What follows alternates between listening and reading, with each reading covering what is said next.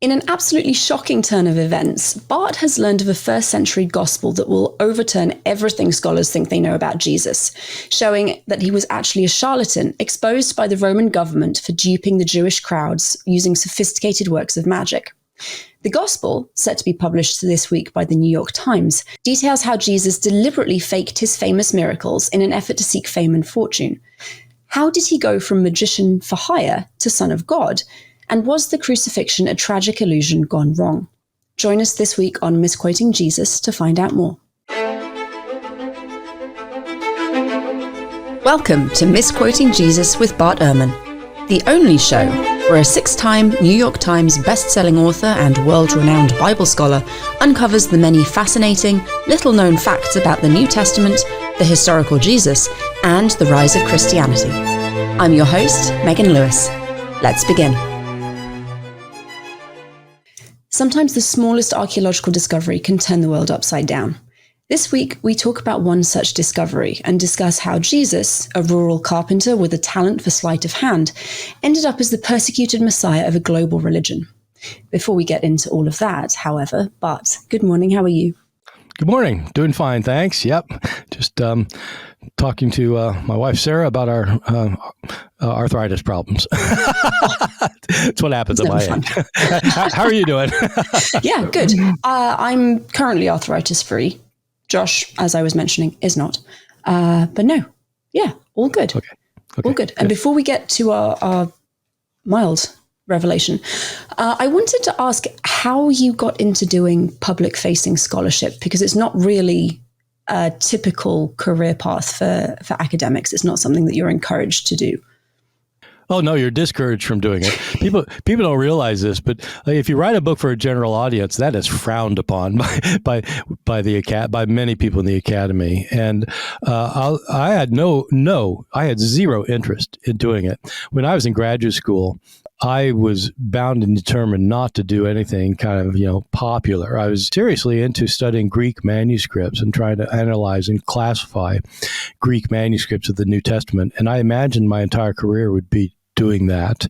My first 3 books were books dealing with understanding the Greek manuscript tradition of the New Testament, and 2 of them were highly technical, so that no New Testament scholar would have read these books except for people who were interested in that particular technicality. What ended up happening is that after I wrote my 3rd book, which wasn't as technical, The Orthodox Corruption of Scripture, Oxford University Press convinced me, after some kind of screaming and shouting on my part, to write a textbook on the New Testament for undergraduates, which I did and kind of liked it. And then they told me I should write a book for a general audience on Jesus. I said, no, I don't want to write a book on this. Oh, God, no, I want to do my scholarship. So I wrote it anyway.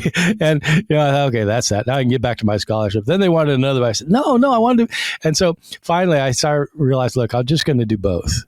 In fact, all 3 things. And so my career has been writing scholarly books, which I still do, and textbooks for undergraduates, but trade books for a general audience. And I'm really glad I went that way, because the hard thing is doing that and keeping up your scholarship. And most people do one or the other. And I was just bound and determined to do both. And so that was the hard thing. But I really like it because I like communicating ideas with a broader public, and this gives me the chance to do it. And so I'm a big, now I'm a big advocate of it. When young scholars ask me, when they're coming in graduate school, I want to write trade books. I say, no, don't write trade. First, write a few scholarly books first, then you can write a trade book. So, yeah. Anyway, yeah, that's a short of it. It's an excellent thing to do. And I've been thinking about the podcasting side of what you do. It's the past few years, I think there have been a lot more, or at least in my experience, a lot more academics going this route or adding this route onto their other branches of work.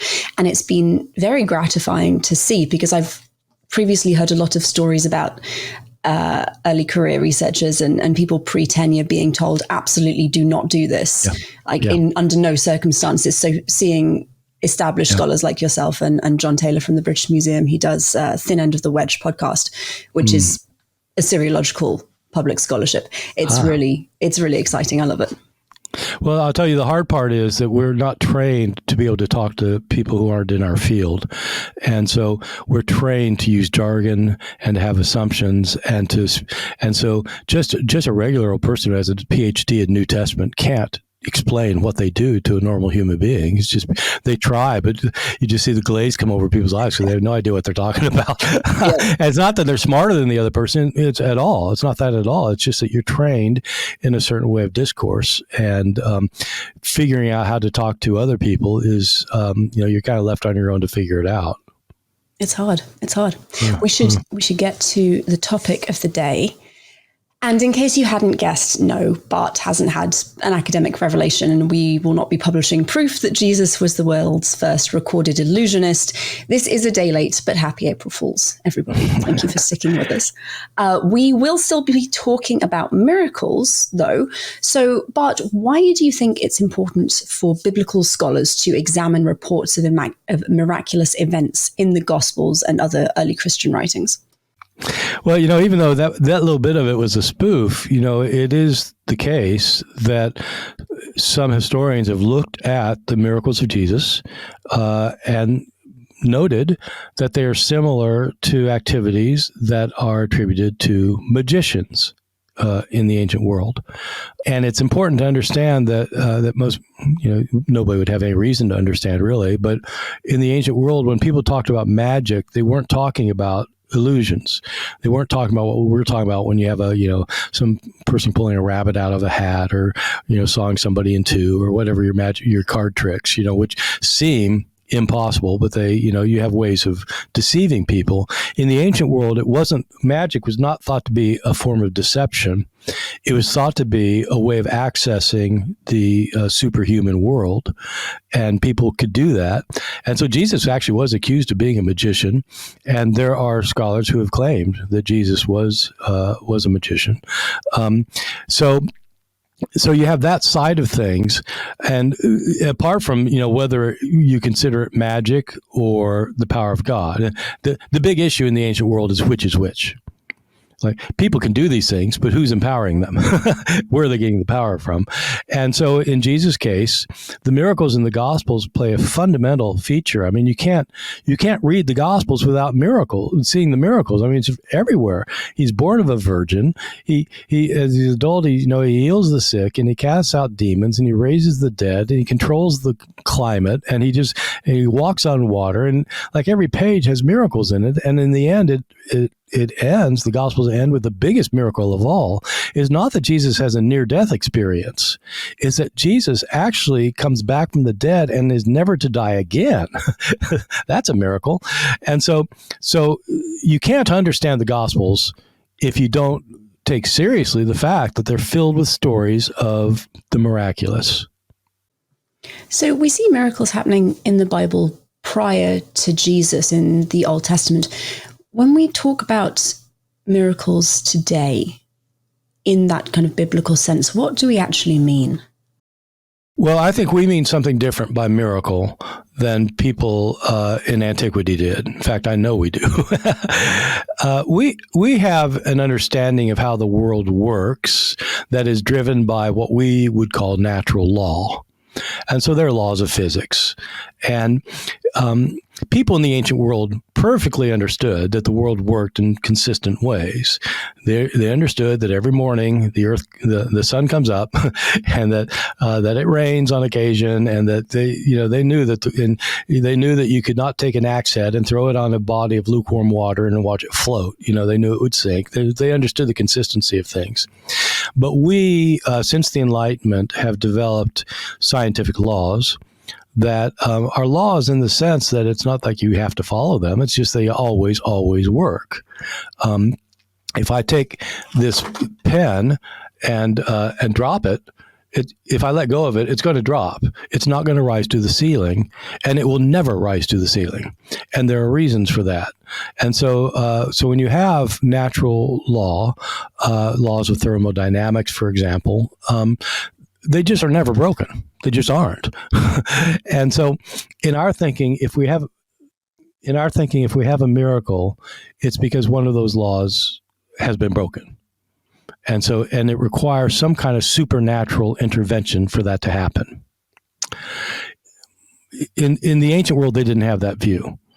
In the ancient world, this seems weird, but in the ancient world, people didn't differentiate between our world and the supernatural world. There wasn't a different realm in the sense that there's a supernatural world. The gods were within our realm, and the God of Israel was within our realm. So everything is natural. It's just some things usually happen, and some things usually don't happen. The things that don't usually happen, if they happen, you call that a miracle. So what miracles do we see in the Old Testament before Jesus comes on the scene? Well, you see most of the things that Jesus himself does. You have people in the Old Testament who can heal the sick, for example, or who can raise the dead. So both Elijah and Enoch, for example, raise the dead as Jesus does, and can heal the sick. Who they don't cast out demons in the Old Testament because the idea of demons is a later development within Judaism. But people do have power over nature. Moses, splits the waters of the Sea of Reeds, and the children of Israel walk over dry land. Moses does a bunch of miracles. Holy people do a bunch of miracles. These are understood to be acts of God. But the sun coming up every morning is an act of God. It raining when you need rain and it rains, that's an act of God. And so in their mind, it raining technically, or the sun coming up technically, isn't much different from healing a person with leprosy, or raising somebody from the dead, or splitting the waters of the Dead Sea. It's the same kind of thing. It's just it's a different one of these things, but it's how God is acting among us. So for Jesus as a holy man, would it have been surprising to people that he was performing reportedly these miracles? No, I mean, if you think of Jesus as a particularly endowed representative of God, like the prophets in the Old Testament, for example, or like Moses, well, they did miracles, and so it'd be more or less expected that Jesus could do miracles if he's empowered by God. But it's not only the Old Testament; it's also throughout the Greek and Roman worlds. We have stories of people who are like Jesus, miraculously born, and because their parents are divine, or because they have special divine power, they too do miracles. They can control the weather, and they can heal the sick and raise the dead, and they can do things that are very similar to what Jesus himself is said to have done. It's just that was the popular view, is that these kinds of things can happen, and the question is who's doing them and who's empowering them to do them. And so even in the Christian tradition later, in the apocryphal Acts of the Apostles, so you get accounts of the Acts of Peter and the Acts of Paul and the Acts of Thomas, you often have these miracle contests between the true representative of God and the false representative of God. And so in the Acts of Peter, you have Simon Magus, who does all of these things, who can do amazing miracles, but he's empowered by the bad side. Peter's empowered by the good side. And so there weren't debates about whether miracles happen. There were debates about what it means and who's providing the power. The miracle contests always put me in mind of the movie Prince of Egypt, when Joseph is having that miracle contest with the priests of Egypt. Are there any miracles that are specific to just Jesus, or is his miraculous repertoire very much in line with everything else we see from the ancient world? Oh, that's a good question. I mean, I think most of the stories about Jesus doing miracles are fairly readily replicated in other sources for other people. There are always differences, so that the differences tend to be in detail rather than in overall scope. To begin with, when Jesus is born of a virgin, in Luke's gospel, Jesus is born of a virgin because the Spirit gets Mary pregnant. I guess that's true in Matthew as well. And so Jesus, in a sense, is literally the Son of God, because God is the one who gets the woman pregnant, not a human. And so God's the father and the mortal is the mother. And you certainly get that in Greek and Roman traditions for other figures of divine births, the union of a mortal and an immortal, the birth of Alexander the Great, for example, or of Apollonius of Tyana, for example. But the difference is, in these other accounts in the Greek and Roman world, the woman's not a virgin. And so there's a twist, because in the Christian account, she's a virgin. She's never had sex with a man. In the other, she has had sex with a man. But in both cases, she's made pregnant with this person by a god. And so there's a difference, but there's also a similarity. And there's a difference. The thing is, I do this exercise with my students where I have my students read all these miracles about Jesus in the Gospel of Luke. I pick Luke. And then I have them read all the miracles about other people in other Greek and Roman sources. And so, in order to see, how, the similarities and differences. And what they always say is, yeah, okay, you got these miracle workers doing this, but, Jesus is different because of this or because of that, because of this other thing. But I point out to them that you're absolutely right. Jesus is different. But if you take any one of these others and put them over against the others and include Jesus among the others, then you can say, well, this person is different because of X, Y, and Z. It's not that Jesus is the only one that's different. They're all different, but they also have lots of things in common. Do we see in the canonical Gospels, do we see differences between the kinds of miracles that they report, or are the writers using the same material? The miracles in Matthew, Mark, and Luke, there are many of the same miracles, and there are many of the same kind that are different stories. A lot of the miracle stories are almost formulaic. What I mean by that is you can kind of set them up so there's like a sequence of action that happens, but the specifics vary every time. And so somebody is, deathly ill or has a demon inside or is, who has died. Somebody, a relative or a friend, comes to Jesus and asks for help. Jesus agrees. Jesus goes to the person. Jesus speaks a word or touches the person. The person is healed, or the demon's cast out, or the person's raised from the dead, and the crowds all marvel. So it's like boom, boom, boom, boom, boom. It's the same sequence, but you have different, you have differences within. And in the Synoptic Gospels, a lot of the miracles are set up in that kind of sequence, and a lot of the stories are actually the same story with varying details from one gospel to the other. The Gospel of John is pretty much like that. There are far fewer miracles in John. There are only 7 miracles in John. They're not called miracles.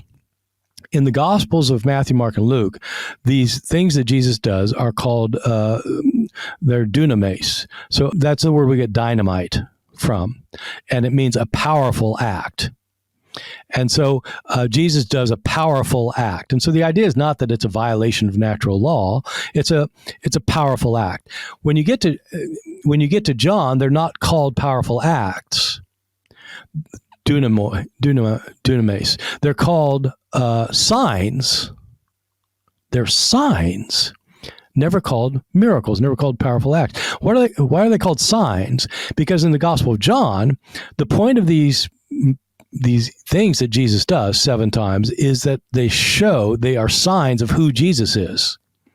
They are meant to show that who he is, who he says he is. And so he says that he is the bread of life. And after that, he multiplies the loaves of bread to feed people. He says that he is the resurrection of the life. And so he raises somebody from the dead. He says that he's the light of the world. And so he restores somebody to sight from blindness. And so in John, these are all signs. Matthew, Mark, and Luke, they're all powerful acts. John doesn't call them powerful acts. And Matthew, Mark, and Luke not only don't call them signs of who Jesus is. In Matthew, Mark, and Luke, Jesus is asked to do a sign, and he refuses to do a sign. So he considers, in fact, doing signs a satanic temptation in Matthew, Mark, and Luke. But in the Gospel of John, that's all he does is signs. And so that's an interesting difference. And so John does have several miracles that are common with Matthew, Mark, and Luke, but some of the biggies, like the raising of Lazarus from the dead, that's only in John. Or the favorite miracle on every college campus in America, changing water to wine at a party. That's only in John. And so John has its unique things and only has 7 of them. Do we have additional or different miracles from non-canonical writings? Well, yeah, we do. I mean, it depends which non-canonical writing, but some of the most interesting stories about Jesus outside the New Testament involve him as a child, and so there's this one of the favorite gospels of many people who like the non-canonical gospels is called the Infancy Gospel of Thomas. And in that gospel, Jesus does things like he's early on. He's a 5-year-old and he's making these sparrows out of mud. He makes these 12 sparrows, but a Jewish man sees him do it and is angry because it's the Sabbath. You're not supposed to be working on the Sabbath. And the man goes and complains to Joseph, Jesus' father, that he's like he's working on the Sabbath. And Joseph comes, is really upset because you're not supposed to break the Sabbath. He tells Jesus, "Why are you making these sparrows? What?"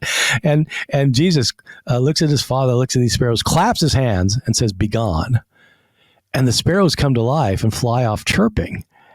And so it's a great miracle because Jesus, sparrows? What sparrows? I don't see any sparrows. So he destroys all evidence of malfeasance, but he makes these animals to come to life. So Jesus doesn't make any animals come to life in the Gospels, and he's not doing anything out of mischief in the Gospels. And so depending on what kind of gospel is, there are things outside the New Testament with Jesus doing spectacular acts that are not quite like what you'd find in the New Testament. If we think about the occurrence of miracles in Greco-Roman literature and in Christian literature, New Testament, non-canonicals, do we see them in the same literary genre, or is this a phenomenon that kind of crosses boundaries? So in the New Testament, most of the miracles are reported in narratives, as you would expect. And that's also true of what you get in Greek and Roman and Jewish sources. There are almost always stories about somebody who is understood to be superior to the rest of us humans because of some kind of divine power. And so you get that you certainly get it in Greek and Roman circles, in Greek and Roman mythology, but also in Greek and Roman historical texts. So, for example, the Roman Emperor Vespasian, after Jesus' death, was reputed to have done miracles, but it shows that something about his superiority to the rest of us humans, that he can make somebody see or he can heal the lame. And so these are almost always in narratives, but you also do get discussions of miracles in non-narratives. You certainly get this in Christian texts with authors talking about miracles without narrating them. A famous instance of that is the Apostle Paul, who claims in a couple of his letters that when he was present with people, so 2 Corinthians, he says that when I was with you, that he did signs and wonders and miracles. And so he's not telling a story. He's reminding them of something that they've seen, which makes historians just say, "Wow, we really wish we knew what he was talking about. What does he mean?" And we don't know. So, but it happens in Greek and Roman circles too, where people will talk about miracles without narrating them.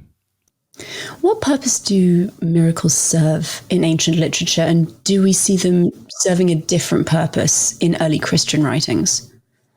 I would say that generally, when somebody does something spectacular that is seen to be something more than a human can do, it's in order to demonstrate the divine power within them and or the power of a particular supernatural being, a superhuman being.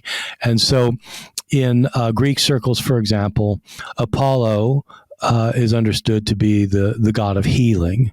And so you can have a shrine to Apollo where these are not stories, people actually go to a shrine of Apollo or a shrine of Zeus or some other god for healing.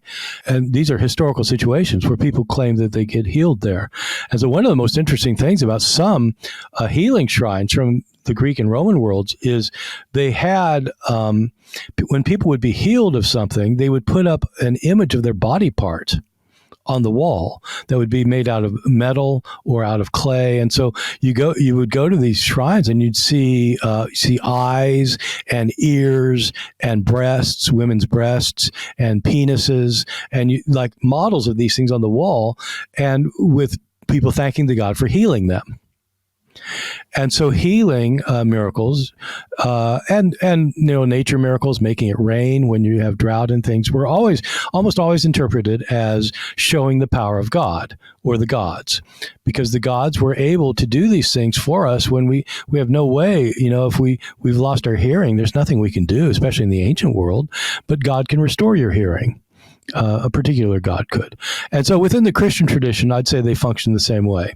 They function to show that God is powerful and that if you worship him, he will use his power to help you. And in the Christian tradition, one added bonus that's rather significant is that God's miraculous power is demonstrated not only here, but also after you die. And so in the afterlife, God's power will be everywhere. And if you're on his side, you will bask in it. And if you're against it, you're going to suffer from it. And so this became a missionary tool for Christians who argued that their God was far more superior than every other God. Well, how do you prove that? How do you show that your God's more powerful than the other gods? Your God does better miracles. And Christians repeated this over and over and over again for centuries to convert the empire, up to Augustine in the 5th century. Augustine says people complain about not being miracles anymore. He says, I've seen a ton of them. And he starts listing all of these healing miracles that he's seen that are really quite amazing. And he says it just shows that God, our God, is more powerful than any of the others. And so it was used as a missionary tool. If we focus on Jesus for a second, is this identity of him as a miracle worker something that was imposed on him after his death, or does it seem as if this was happening while he was still alive? So I have a minority opinion on this one among scholars. Most scholars, probably with most lay people, let me clarify this. Most lay people and many conservative Christian scholars would say, well, it was during his lifetime because he actually did those things. But suppose you hold in abeyance the question, did Jesus really walk on the water? Did Jesus, really raise Jairus' daughter from the dead? If you're not a Christian, you'd say no. But you do have these stories. And even if you're a Christian, I know a lot of Christian scholars say, well, no, actually, it didn't actually happen. It's trying to make a point. But whether you think a miracle happened or not, did the miracle working materials arise during his lifetime? So people who believe in miracles would say yes. People who don't believe in miracles would be split. Most would say yes. Jesus had the reputation of being a miracle worker during his lifetime. And they have very, very strong arguments for that because it is so widely attested among our traditions that he was doing miracles that even if they weren't happening, it looks like everybody thought he was doing miracles. And that's not the same thing. You can certainly say that Oral Roberts was believed to have done miracles during his lifetime. But skeptics would say, well, he wasn't really doing miracles. Like people were deceived, or people thought it happened, or there's propaganda. They have other, or other miracle workers today. But you could say it happened during his lifetime. With Jesus, I think there's some genuine doubt about what it's a minority view. I think there's genuine doubt about whether the miracle tradition was floating around about Jesus during his lifetime. I don't know. I do think that once the disciples believed that Jesus was raised from the dead, they understood that he had experienced the greatest miracle that ever happened, and that began to endow him with miraculous powers, and that they started telling stories about him doing miracles. So the resurrection didn't come as a surprise, it came as a climax. So I don't know. It is interesting to me that the earliest understanding of miracles with respect to Jesus appear to be that Jesus was doing miracles to show that the kingdom of God was soon to come. The logic of this is that in the kingdom, nobody's going to be sick. So Jesus heals the sick. There won't be any demons. So Jesus casts out demons. There won't be any death. Jesus raises the dead. So Jesus is being shown to portray his message almost through enacted parables by doing these things. Was that going on during his lifetime? I don't think there's any way to know for sure. I doubt it, but I would say most scholars think, yeah, it probably was. So if we're looking then at different reports of miracles, why are they so common in religious traditions? And are there compelling reasons or any reasons for thinking that Jesus did miracles, but that Apollonius of Tyana didn't, or Simon Magus or Muhammad? Only Jesus does the real miracles. Yeah, well, I guess, those are related questions. Why particularly within religious traditions? Let me start by saying that it's very difficult. People might have trouble getting their minds around this, but it's very difficult to define what religion is.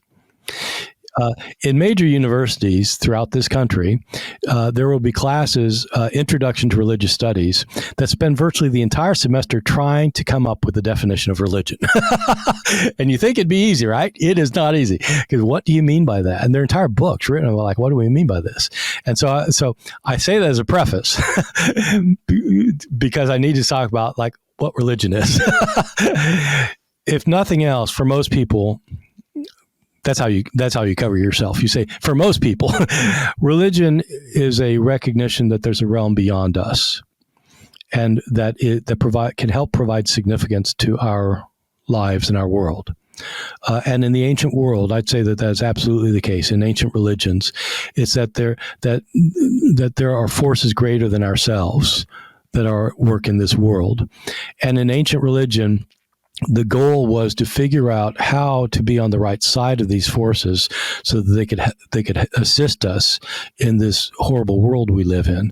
How do we get by? I mean, how can we possibly survive? We're just these peon bodies in this uncaring world. And so the gods can provide things for humans that can allow us to survive and to thrive, hopefully. And so, the miracles are meant to show how the gods are doing that. And in most religious traditions, they're meant to celebrate what the gods can do so that people will worship the gods. And that's certainly the case in early Christianity. If you see that the God of Jesus is more powerful than any of the other gods, you will worship the God of Jesus. And, the goal is to get people on the side of truth, and miracles lead people to the truth. And so, if you look at it from a historical point of view, like if you're bracketing what you personally believe or what you personally don't believe, and you look at the miracles done by Apollonius of Tyana, a miracle worker living at the end of the first century, who would have been born around the time Jesus died, who also got in trouble with the authorities, and who was also put on trial, and was also said to have been raised up to heaven after his death. A lot of similarities to Jesus. Is there any reason for thinking that his miracles didn't happen if you think Jesus' miracles did happen? My view is that if you think Jesus' miracles happened, or Apollonius' miracles happened, or if anybody else's miracles happened, that it's a step of faith. It's not based on historical evidence. You can't mount evidence for people breaking laws of physics. I mean, you can say that people said they saw it, but it doesn't, unless you have some way of explaining how a law of physics is broken, like it just doesn't, it never happens. And so if you think it does happen, it's a leap of faith. It's not based on kind of what you know based on how we know everything else. So the same principles apply to Apollonius of Tyana that apply to Jesus. And so when you have Christian apologists say, oh, no, we have all these accounts of Jesus doing miracles, and so since you have all these accounts, it probably happened. Well, we have accounts of, other people's miracles happening. But they wouldn't say, well, they actually did those miracles then. Well, if they wouldn't say it for them, why would they say it for Jesus? It's because it's a matter of faith. So I don't think, I personally think if you're going to apply criteria to say that Jesus' miracles did happen, you need to apply the same criteria to Muhammad and to people of heretical Christian groups that you don't agree with, and to other religions, and to, you just apply it across the board. And it turns out, lots of people are doing these things. Do you think it's possible to be a Christian if you also doubt that Jesus did some or all of his miracles? Maybe he wasn't born a virgin, he didn't walk on water, he didn't raise Lazarus from the dead. I do, yeah, because I know people who are very devout Christians who don't believe in the literal truth of those stories, that they actually happened. And so empirically speaking, it is possible to be a Christian and not believe those things. I say it's empirical because there are Christians who don't believe those things. And if you say, well, they're not a Christian then, well, okay, that's your theology. So their theology is that they are a Christian.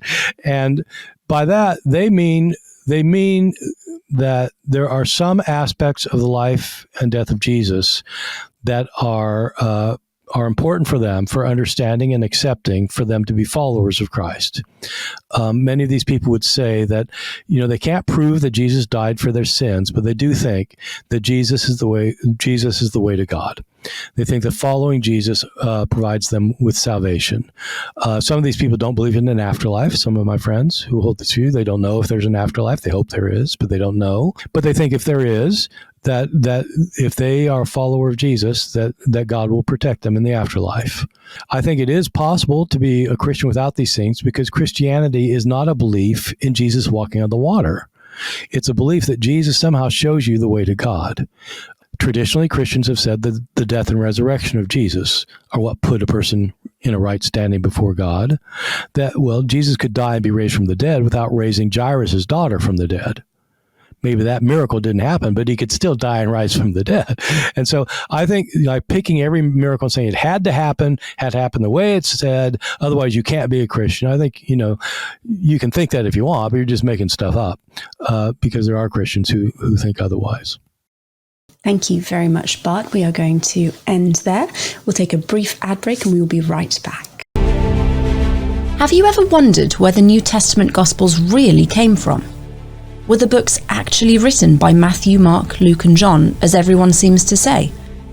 The answers to these questions may surprise you. In fact, what you discover may challenge everything you thought you knew about the Gospels. If you're ready to learn the historical truth, then you won't want to miss Bart Ehrman's free webinar, Did Matthew, Mark, Luke, and John actually write Matthew, Mark, Luke, and John? In this 50-minute talk with Q&A, you'll learn answers to some of the most intriguing questions surrounding the Gospels' authorship, such as, why did early Christians say the Gospels were written by Matthew, Mark, Luke, and John if they're anonymous? What's the best evidence that the Gospels were written by the Apostles? Were the Apostles of Jesus educated well enough to write books? And last, if the Apostles did not write the Gospels, who did? And where did they get their information? Don't miss your chance to uncover the truth behind the Gospels. Sign up now for free lifetime access to Did Matthew, Mark, Luke, and John actually write Matthew, Mark, Luke, and John at barterman.com/authors. Thank you.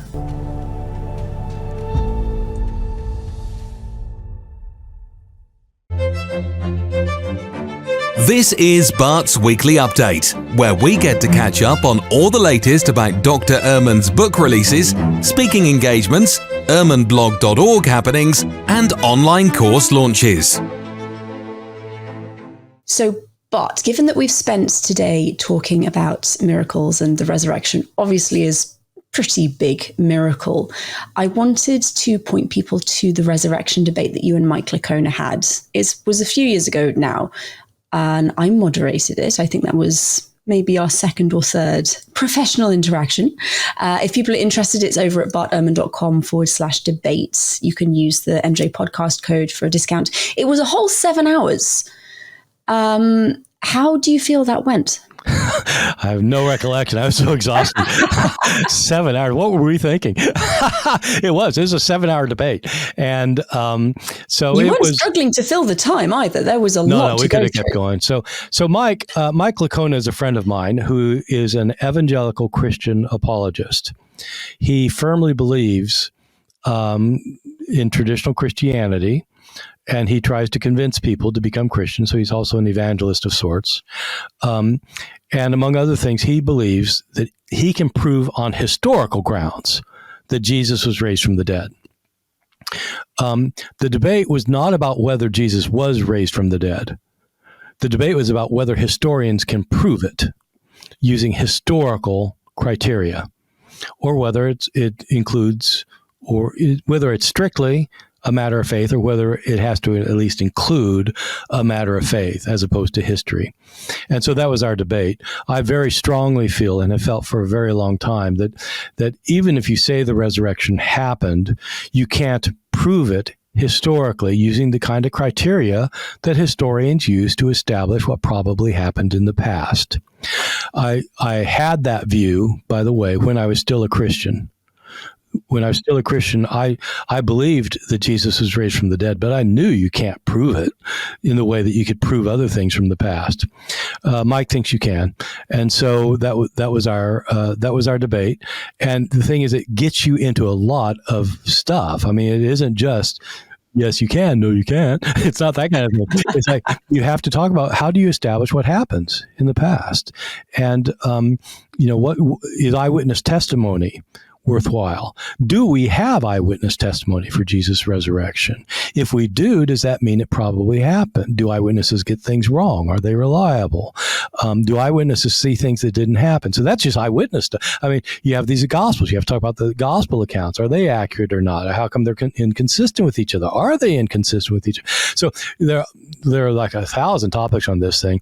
He and I had debated this before in public, but like regular debates. We thought, let's just go for it and actually have a full debate. So that's what we did.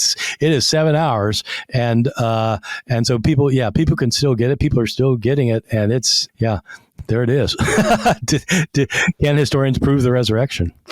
I remember being surprised when I was asked to do it at how long you were planning on discussing this question for. I thought to myself, there is no way they can fill 7 hours. And then you did. And like you said, could have kept going very easily. But the breadth of information that was covered was really, really fascinating.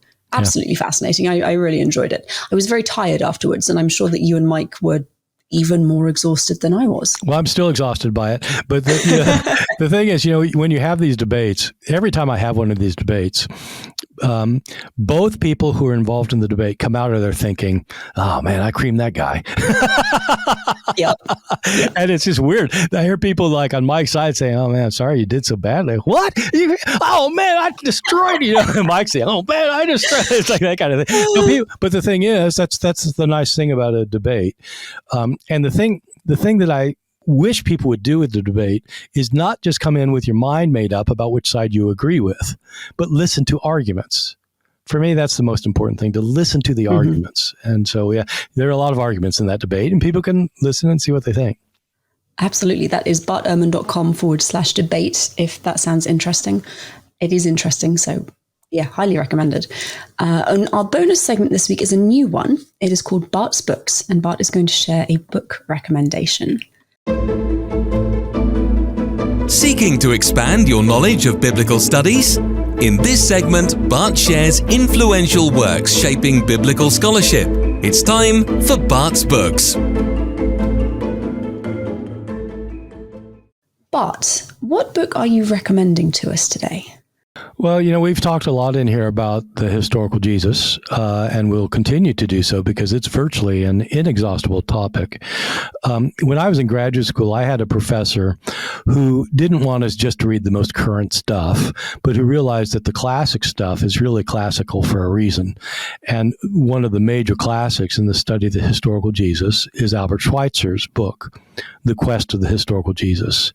And it is justifiably a classic. And if anybody's interested in how scholars since the Enlightenment have understood who Jesus really was, based on the fact that we have gospels that are disagree with each other and have mistakes in them, how do they go about reconstructing Jesus? Schweitzer covers every major scholar who talked about it from the 1770s up to his own day in 1906. And it's still kind of a bedrock foundational book for anybody interested in this topic about how you know what Jesus said and did. Schweitzer gives his own answer to this at the end of the book.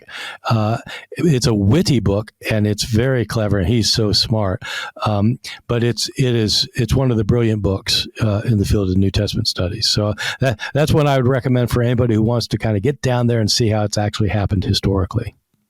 Excellent. Thank you so much. Now, before we finish for the week, would you mind just summarizing what we talked about?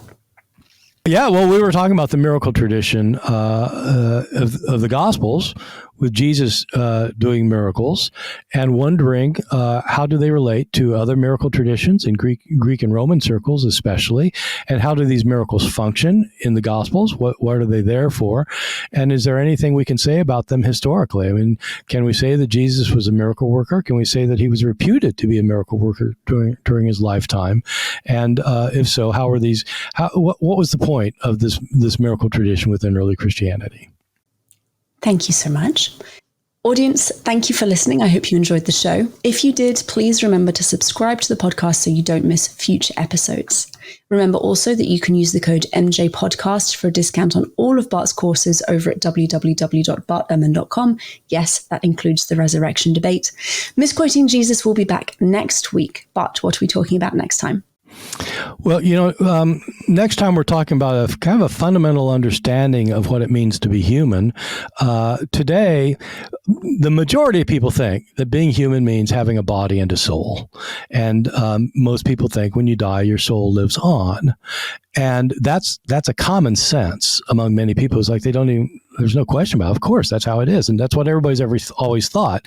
And it turns out it's not what everybody's thought. And it's very hard to find that thought in the Bible. Really? Yeah.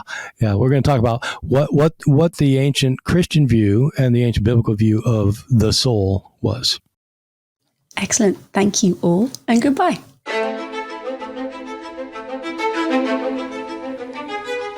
This has been an episode of Misquoting Jesus with Bart Ehrman. We'll be back with a new episode next Tuesday, so please be sure to subscribe to our show for free on your favorite podcast listening app or on Bart Ehrman's YouTube channel so you don't miss out. From Bart Ehrman and myself, Megan Lewis, thank you for joining us.